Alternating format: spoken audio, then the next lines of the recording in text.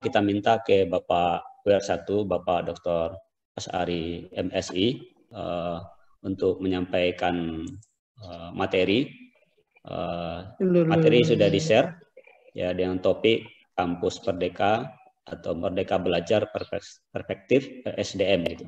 Kecil ya. Kepada Bapak Dr. Asari MSI kita persilakan. Baik. Assalamualaikum warahmatullahi wabarakatuh. Waalaikumsalam warahmatullahi wabarakatuh. Alhamdulillahi wattaqwa wassalatu wassalamu ala rasulihil mustafa wa ala alihi wa ashabihi wa man ittaba ma ba'du. Yang kita hormati seluruh peserta webinar, sebelum saya menyampaikan pokok-pokok pikiran, izinkan dulu saya menyapa Pak Fahri. Halo, Assalamualaikum Pak Pak Fahri. Ya, Waalaikumsalam Pak Asari. Sehat Pak Fahri? Alhamdulillah. Sehat. Makasih Pak. Oke, izin saya dulu. Ya, Monggo kalau Jogja ya Pak. Oke. Baik, ini ada dua hal yang ingin kita sampaikan, dan bahagian pertama ini perspektif pribadi saja, tidak ada kaitannya dengan jabatan. Yang kedua, kita kaitkan dengan apa persiapan kita di IAIN Bukit Tinggi. Nah, pertama saya ingin membidik sedikit tentang kampus Merdeka atau Merdeka Belajar. Next. Hilang suaranya. Resmi terkait dengan kebijakan-kebijakan kampus Merdeka Belajar ini, isu yang dikedepankan itu adalah tentang pengangguran atau jobless. Ini selalu menjadi perhatian serius oleh negara-negara terhadap pengangguran ini.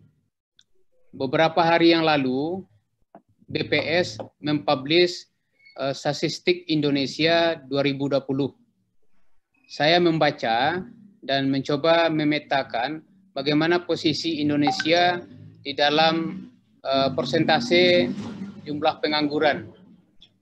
Dan saya coba juga mengambil beberapa negara yang mayoritas Muslim, bagaimana juga kondisi Indonesia. Nah, kita melihat untuk ASEAN, Indonesia untuk 5 negara yang saya tampilkan ini paling nomor wahid ini. Di bawahnya Filipina. Kemudian untuk yang mayoritas Muslim itu Arab Saudi not available, tidak tersedia datanya, dan Indonesia masih juga termasuk tinggi walaupun atasnya ada Mesir ya. Ini menunjukkan problem pengangguran, unemployment itu satu hal yang sangat penting. Nah, khusus bagi kita, orang melihatnya dari dua sisi. Yang pertama, melihat ini perguruan tinggi ada problem serius yang harus diperhatikan. Karena mayoritas dari persentase pengangguran itu adalah pengangguran terdidik. Kemudian dari sisi kedua, orang juga melihatnya yaitu peningkatan ketersediaan lapangan kerja oleh pemerintah itu relatif sangat sedikit dibandingkan dengan jumlah lulusan yang dihasilkan oleh perguruan tinggi.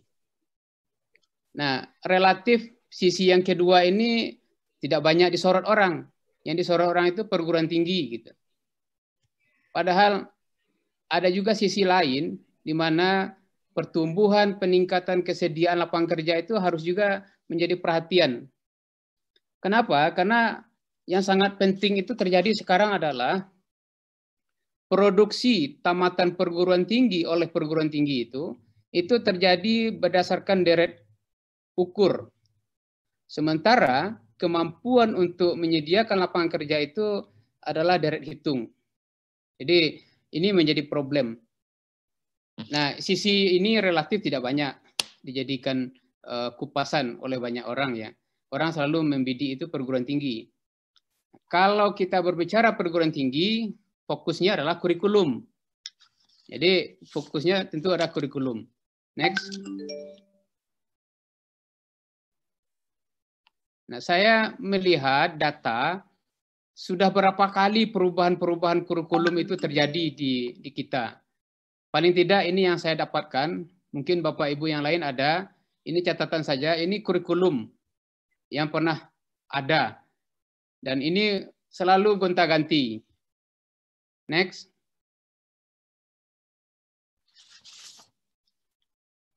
Begitu juga khusus di perguruan tinggi.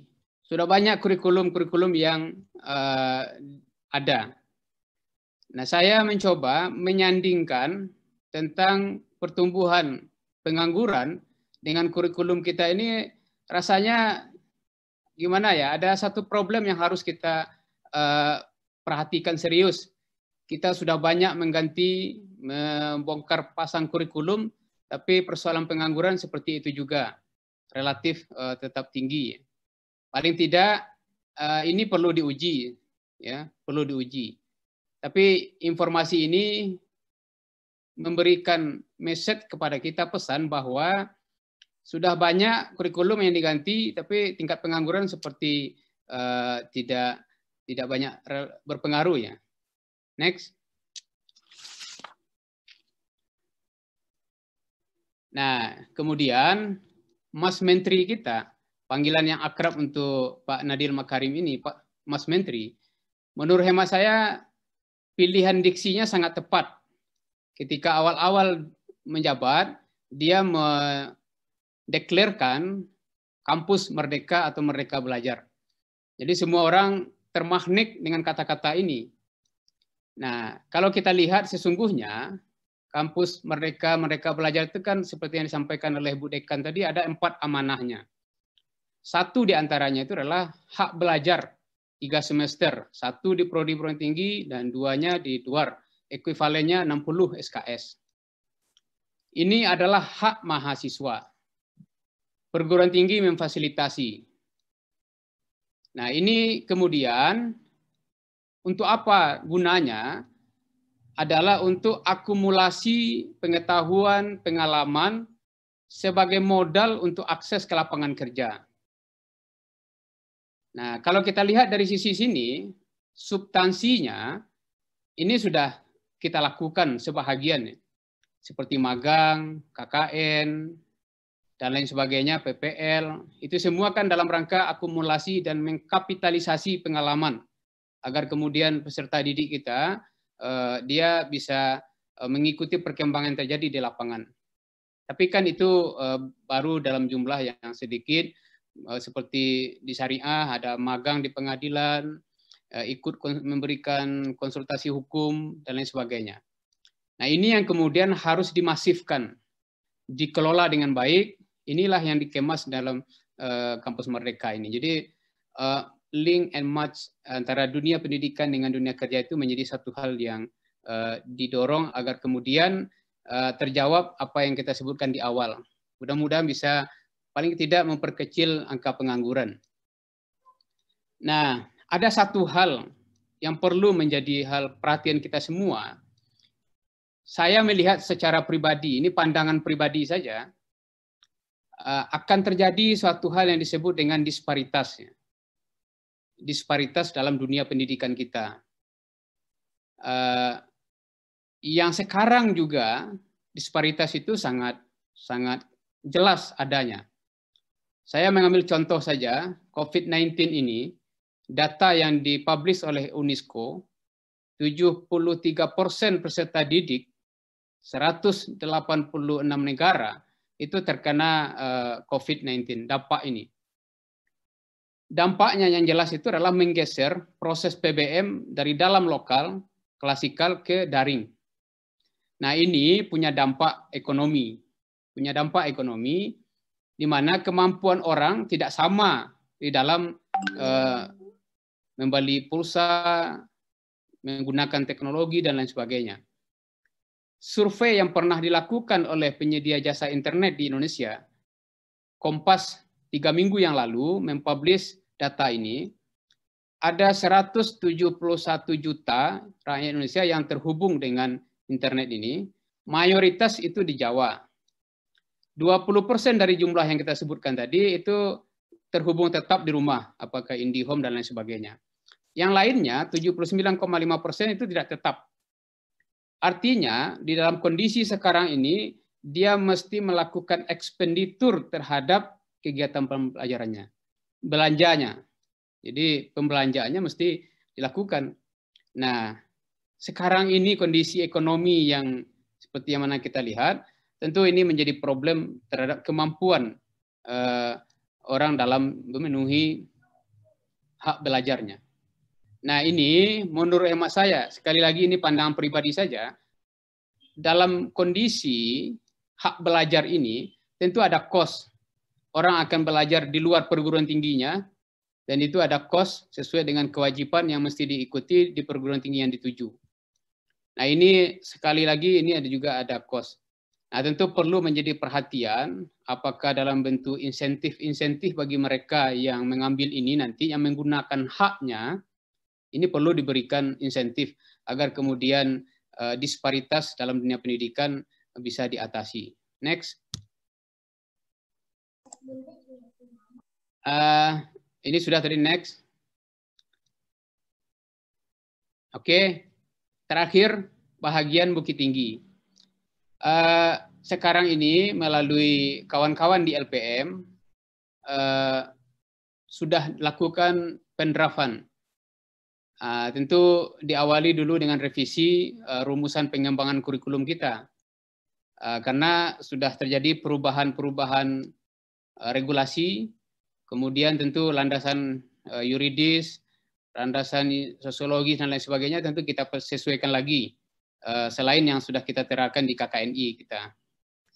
Relatif kita tinggal menyesuaikan, dan dengan pimpinan Pak Fahri kemarin kawan-kawan LPM sudah mendraftkan ini, dan khusus di kita sudah diturunkan untuk IAIN Bukit Tinggi, sekarang sedang kita baca.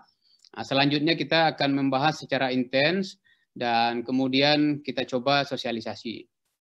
Hemat saya, kita merencanakan, kita ambil saja satu prodi nanti sebagai pilot project-nya. Kita coba, kita lihat, karena ini kan tentu banyak hal yang harus kita siapkan. Di samping hal-hal lain yang mesti kita tuntaskan juga, SKPI tetap jalan sebagai konsekuensi logis dari KKNI, kemudian tetap juga ini kita persiapkan. Jadi untuk tahap awal ini kita buat pilot project-nya satu prodi, dan kita coba melaksanakan ini agar kemudian kita bisa mengikuti perkembangan yang terjadi. Satu hal yang harus kita ingat Bapak dan Ibu, di dalam sejarah perguruan tinggi keagamaan ini, khitahnya itu adalah apa yang ada dalam surah At-Taubah ayat 1-2. Jadi ada firqah yang berjuang, ada juga firqah tafakuh fiddin. Nah, kita tentu prodi-prodi yang tafakuh fiddin ini tetap menjadi hal perhatian kita, tapi prodi-prodi yang dekat kepada DU dan DI, dunia industri dan dunia usaha, ini kita dorong terus. Agar kemudian semuanya saling menguatkan. Jadi kita ini tidak bisa kita tinggalkan. Ini menjadi penting. Barangkali itu yang kita sampaikan, ini pokok pikiran pribadi saja, dan bagian akhir ini yang sedang kita siapkan. Dan kita minta kepada Pak Fahri untuk bisa men-share lebih detail lagi terkait dengan kurikulum dan lain sebagainya. Saya mengikuti diskusi-diskusi di WA Group pimpinan, kawan-kawan di UIN Jogja relatif sudah masuk finalisasi dan bahkan akan menyiapkan ini, melaksanakan ini segera, dan kita mungkin bisa banyak berbagi informasi. Mohon nanti Pak Fahri dibagi share informasinya sebanyak-banyaknya seperti yang dijanjikan dulu di Hotel Denai. Untuk Bukit Tinggi kita bagi semuanya. Kita tunggu itu. Assalamualaikum warahmatullahi wabarakatuh. Waalaikumsalam warahmatullahi wabarakatuh. Terima kasih pada Bapak Dr. Asari MSI yang sudah menyampaikan materi. Memang ini